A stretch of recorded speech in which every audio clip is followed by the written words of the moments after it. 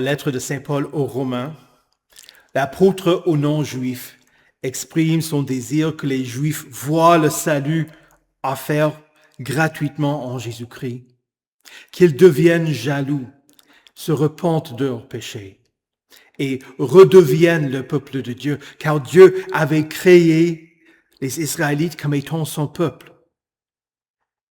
Et aujourd'hui, il faut que nous aussi ayons le désir de voir les Juifs, ceux que Dieu avait appelés en tant que son peuple, redevenir son peuple. Nous commençons avec l'introïte de Dieu. Les sourds entendront la lecture du livre et délivrés de l'obscurité et des ténèbres, les yeux des aveugles verront. Louez l'Éternel, oui, il est bon de célébrer notre Dieu. Oui, il est agréable, il est convenable de te louer. Il guérit ceux qui ont le cœur brisé et pense leurs blessures. Notre Seigneur est grand, puissant par sa force. Son intelligence est sans limite.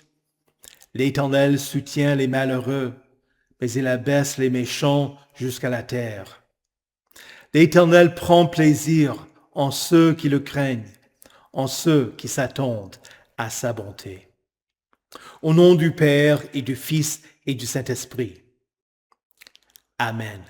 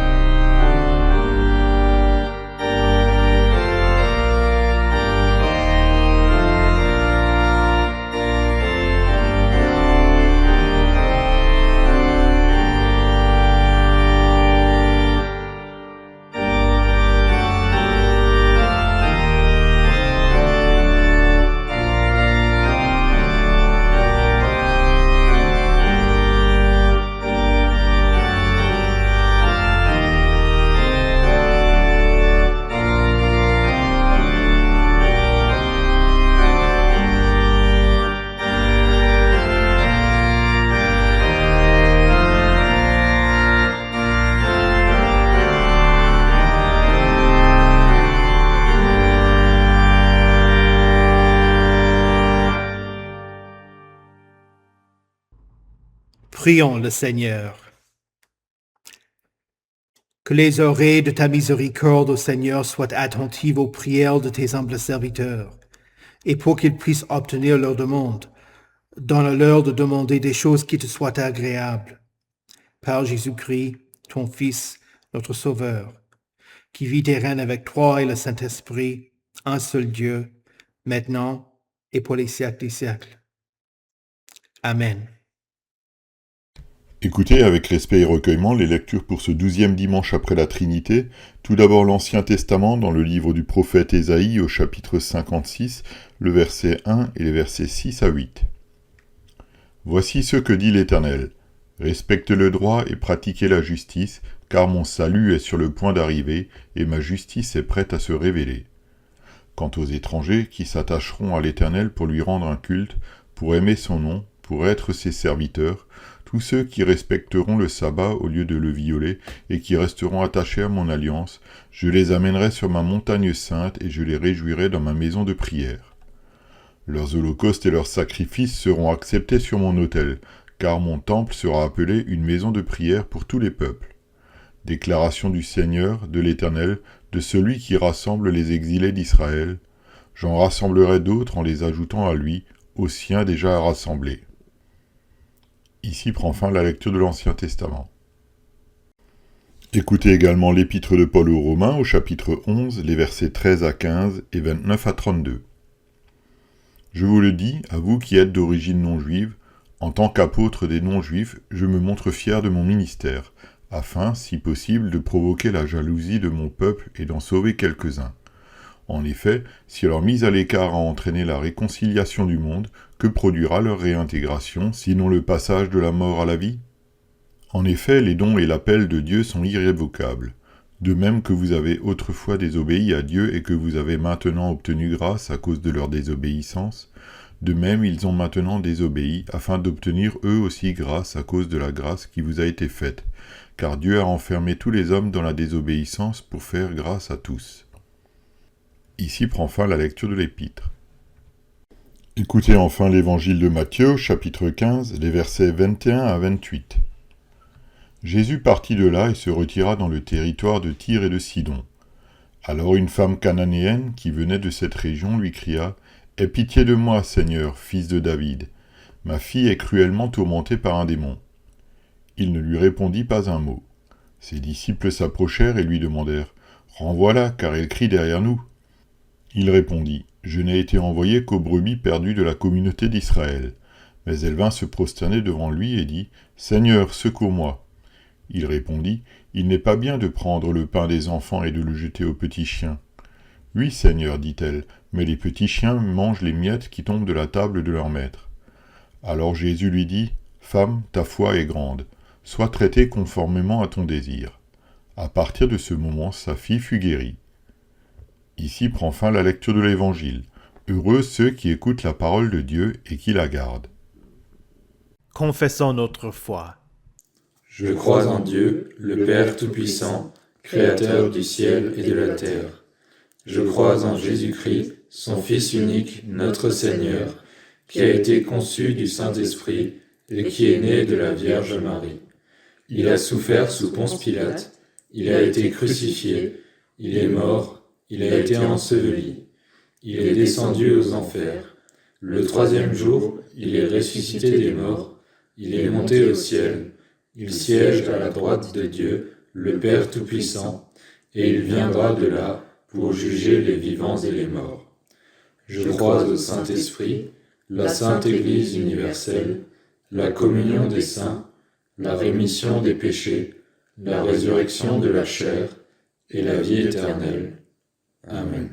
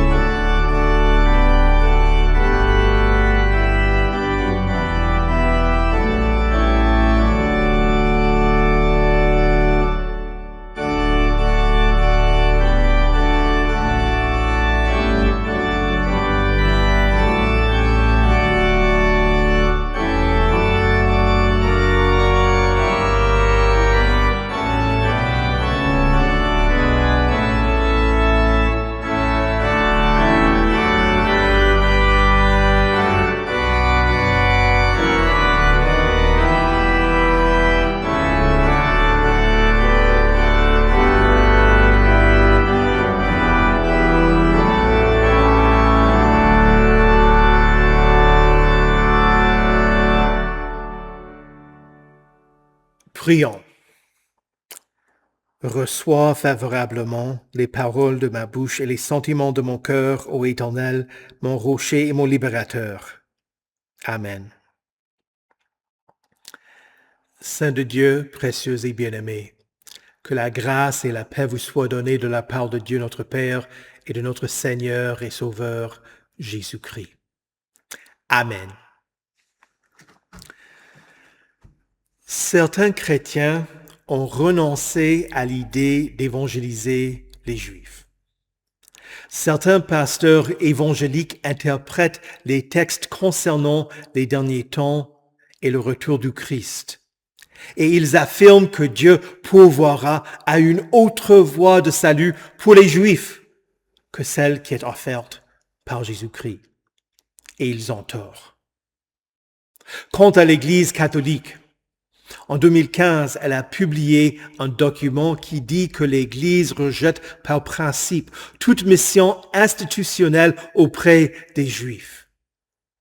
Les chrétiens sont néanmoins appelés à rendre témoignage de leur foi en Jésus-Christ devant les Juifs avec humilité et délicatesse, en reconnaissant que les Juifs sont dépositaires de la parole de Dieu.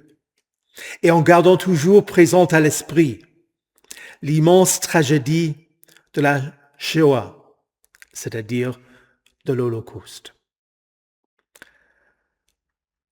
Encore une fois, il faut avoir un désir de voir les Juifs sauvés. Tout chrétien devrait souhaiter que tous se repentent et parviennent à la connaissance de la vérité, notamment celle selon laquelle se trouve le salut uniquement en Jésus-Christ. L'apôtre Paul voulait ardemment que les Juifs soient sauvés, et cela en se convertissant à la foi chrétienne, la foi que tous les croyants avaient toujours adoptée. Dans la lecture de l'épître lue dimanche dernier, Paul écrit: Je voudrais être moi-même maudit et séparé de Christ pour mes frères, mes propres compatriotes, les Israélites. Il était tellement attristé à l'idée que les Juifs soient condamnés qu'il était prêt à être maudit à leur place. En effet, c'est ce que Jésus avait fait pour le salut, non seulement de son peuple, mais du monde entier. Christ nous a rachetés de la malédiction de la loi en devenant malédiction pour nous, puisqu'il est écrit « Tout homme pendu au bois est maudit ». Toujours dans la lecture de l'épître de la semaine dernière, Paul parle de ce que Dieu avait donné aux Juifs.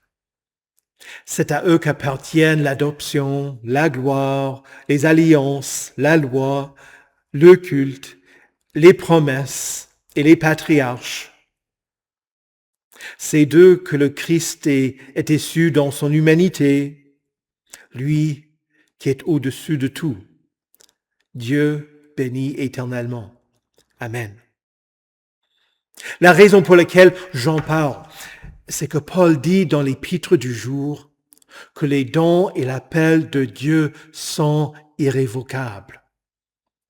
Dieu n'a pas changé d'avis à l'égard des Juifs. Il veut qu'ils soient sauvés. Il est fidèle à ses promesses. Le problème ne vient pas de Dieu, mais de ceux qui le rejettent. De la même manière que les Israélites avaient abandonné l'Éternel au cours de leur histoire. Paul voyait le même problème de son époque, un problème qui persiste encore aujourd'hui. Luther, à son époque, était convaincu que le problème venait du fait que l'Église catholique avait abandonné l'Évangile. Il pensait que les Juifs n'avaient jamais vraiment entendu la bonne nouvelle du salut et que, grâce à la Réformation, ils allaient se rendre compte que Jésus est le Messie promis et qu'ils allaient se convertir et devenir chrétiens. Quand cela ne se produisit pas, Luther devint extrêmement sévère. Il faut que les luthériens de notre temps rejettent ces écrits sur ce sujet. Luther aurait dû continuer à désirer le salut des Juifs de son époque. Et il en va de même pour nous, tout comme Paul voulait que le salut des non-Juifs provoque la jalousie des Juifs. Vous comprenez cette façon de penser. Un enfant peut choisir entre plusieurs jouets, mais il désire uniquement celui avec lequel son frère ou sa sœur est en train de jouer. Paul espère que le salut des non-Juifs deviendra une source de jalousie pour les autres Juifs et qu'au moins certains d'entre eux redeviendront et reviendront au Seigneur. Paul écrit: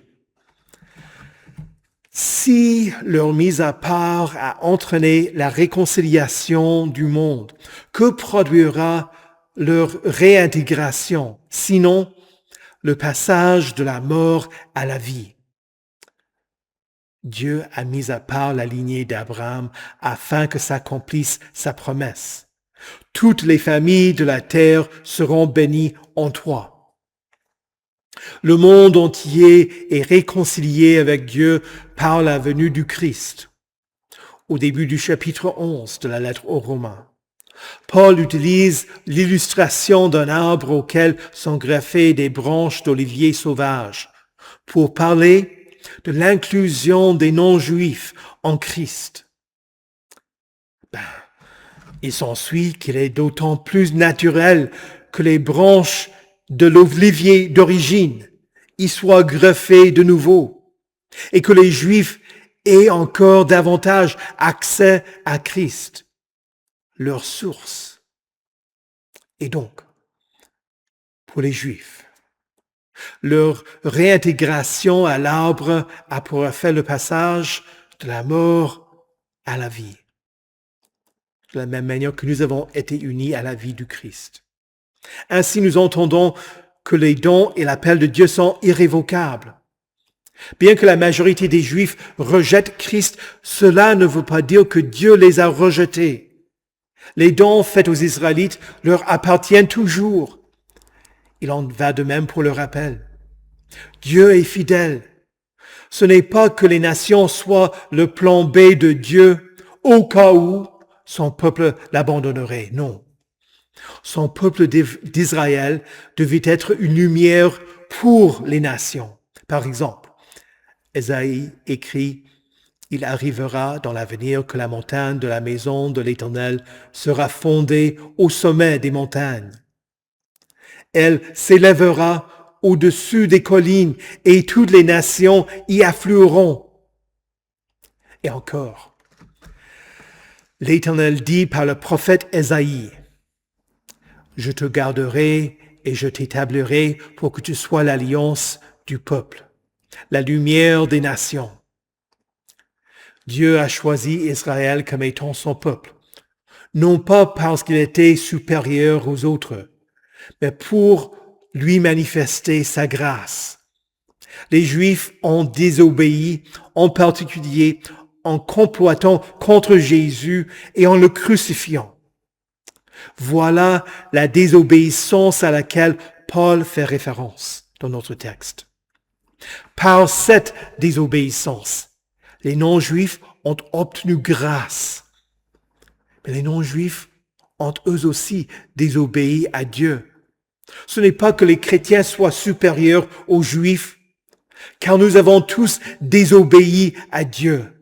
Nous avons tous été infidèles. Ainsi, la grâce qui a été manifestée par la mort de Jésus est pour nous tous, juifs et non-juifs. Dieu a enfermé tous les hommes dans la désobéissance pour faire grâce à tous. Le salut des non-juifs est le même que celui des juifs.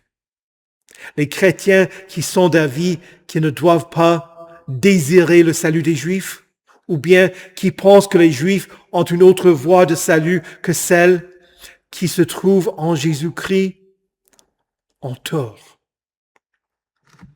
Je reviens finalement au verset 29 qui dit « En effet, les dons et l'appel de Dieu sont irrévocables. » Je sais que j'ai prêché ce texte d'autres fois, mais ce verset mérite d'être souligné pour le réconfort qu'il nous apporte.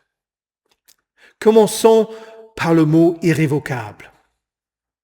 Un vocable est une chose qui est dite. Si quelque chose est révocable, cela signifie qu'on peut retirer ce qui a été dit. Par exemple, au Canada, j'ai acheté une voiture neuve avec une garantie de 3 ans. En hiver où il faisait extrêmement froid, j'ai voulu ouvrir le capot pour brancher le chauffe-moteur, une pièce optionnelle qui n'existe pas sur les voitures ici en France, mais qui est souvent un ajout pour les moteurs. En tirant sur le loquet, le câble s'est étiré et le capot ne pouvait donc être ouvert. Moi, je pensais que c'était une indication d'un problème du câble. Le garagiste était d'avis que ce n'était pas un défaut de fabrication, que c'était le froid et que la garantie n'était donc pas applicable. Moi, je pensais que la compagnie avait révoqué sa garantie. La réparation était réalisée à mes propres dépens. Si une parole est irrévocable, cela veut dire que celui qui l'a prononcée ne changera pas d'avis. Il ne reviendra pas en arrière, il tiendra parole. En effet, les dons et l'appel de Dieu sont irrévocables. Dieu vous a appelé à être les siens. De la même manière que Dieu n'a jamais rejeté son peuple de l'Ancien Testament, mais veut toujours leur salut. Il en va de même pour vous. Il vous a appelé des ténèbres à sa merveilleuse lumière. Il vous a appelé par sa parole puissante et efficace. Il vous a baptisé et a fait de vous ses enfants. Certes, dans votre désobéissance, vous pouvez le rejeter. Mais cela ne change pas l'attitude de Dieu envers vous. De même, les dons de Dieu sont pour vous. Il a établi la nouvelle alliance dans le sang de Jésus pour le pardon de vos péchés. Il vous donne son esprit. Les dons du pardon, de la vie et du salut sont les vôtres. Vous avez la promesse de l'héritage dans son royaume. Vous êtes héritier du Dieu et co-héritier avec le Christ. De la même manière que Dieu est fidèle envers les Juifs, bien que certains d'entre eux l'aient rejeté, le Seigneur vous est fidèle. Vous êtes pécheurs. Vous désobéissez. Vous n'êtes pas toujours fidèles. Mais Dieu est fidèle, plein de bonté et de miséricorde envers vous, envers les Juifs, envers le monde entier. Les dons et l'appel de Dieu sont irrévocables, car le don le plus important vient en Jésus-Christ. L'homme pécheur peut rejeter Dieu et Dieu lui permet de le faire. Mais Dieu est toujours fidèle. Jésus est toujours fidèle. Au nom du Seigneur. Amen. Prions le Seigneur. Dieu des nations, toi qui as toujours été fidèle à ton peuple d'Israël, nous te prions afin que les descendants d'Abraham selon la chair ne rejettent pas les promesses et l'alliance faites avec les patriarches, mais qu'ils se tournent vers le Christ et trouvent grâce auprès de toi. Bénis les efforts missionnaires auprès des Juifs et change la pensée de ces chrétiens qui ne voient pas la nécessité de les évangéliser. Fais que nous prenions conscience de la nécessité d'évangéliser les Juifs autant que les non-Juifs. En particulier, nous te prions pour l'Église évangélique luthérienne en Israël, à Tel Aviv, et pour le pasteur Gold, ainsi que pour l'association missionnaire de la LCMS, la prunelle de son œil. Seigneur, dans ta miséricorde, écoute notre prière. Ô Éternel, toi qui nous unis par les liens de la vérité et de l'amour, nous te prions pour nos églises sœurs à travers le monde. En particulier, nous te prions pour l'Église évangélique luthérienne au Congo et pour son président lors de son rétablissement après le paludisme. Que les réunions qui auront lieu prochainement aident cette Église à prendre les décisions qui mèneront au rétablissement des liens avec notre synode. Seigneur, dans ta miséricorde, écoute notre prière. Ô Dieu bienveillant, selon ta bonté, fais preuve de compassion envers ceux qui souffrent à cause des incendies, des séismes et des guerres. Donne de la sagesse aux gouvernements qui doivent venir en aide aux personnes déplacées et à celles qui sont domicile fixe. Que les dons destinés à l'aide humanitaire deviennent une source de joie pour ceux qui les reçoivent et multiplie les louanges qui te sont adressées. Seigneur, dans ta miséricorde, écoute notre prière. Dieu fidèle, nous te rendons grâce pour ta fidélité envers les camps de mission et jeunesse au cours de cet été et pour avoir permis à tous les participants au camp des ados de rentrer sains et saufs. Que ta parole qui a été entendue, méditée, apprise et chantée porte du fruit dans le cœur et la vie de ceux qui y ont participé. Nous te prions de soutenir le conseil d'administration et les bénévoles qui font fonctionner cette association.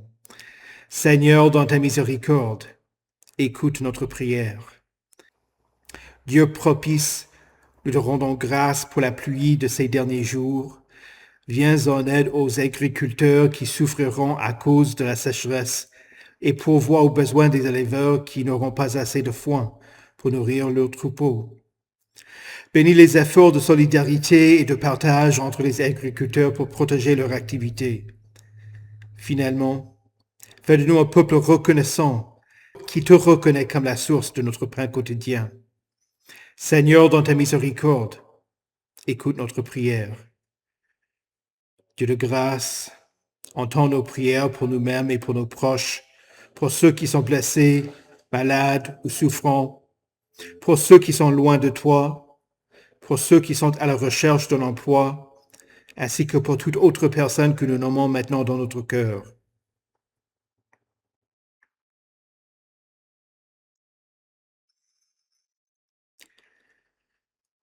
Seigneur, dans ta miséricorde, écoute notre prière. Ô Père céleste, entre tes mains nous nous confions, nous-mêmes, ainsi que tous ceux pour qui nous te prions, en mettant notre confiance en toi par Jésus-Christ, ton Fils, notre Sauveur, qui vit et règne avec toi et le Saint-Esprit, un seul Dieu, maintenant et pour les siècles des siècles. Amen. Seigneur Jésus, conduis-nous à ton royaume et enseigne-nous à prier. Notre Père, qui es aux cieux, que ton nom soit sanctifié, que ton règne vienne, que ta volonté soit faite sur la terre comme au ciel. Donne-nous aujourd'hui notre pain de ce jour. Pardonne-nous nos offenses, comme nous pardonnons aussi à ceux qui nous ont offensés. Et ne nous laisse pas entrer en tentation, mais délivre-nous du mal, car c'est à toi qu'appartiennent le règne, la puissance et la gloire, au siècle des siècles. Amen. Recevez la bénédiction de l'Éternel. Que le Seigneur vous bénisse et vous garde. Que le Seigneur fasse luire sa face sur vous et qu'il vous accorde sa grâce. Que le Seigneur tourne son visage vers vous et qu'il vous donne sa paix. Amen.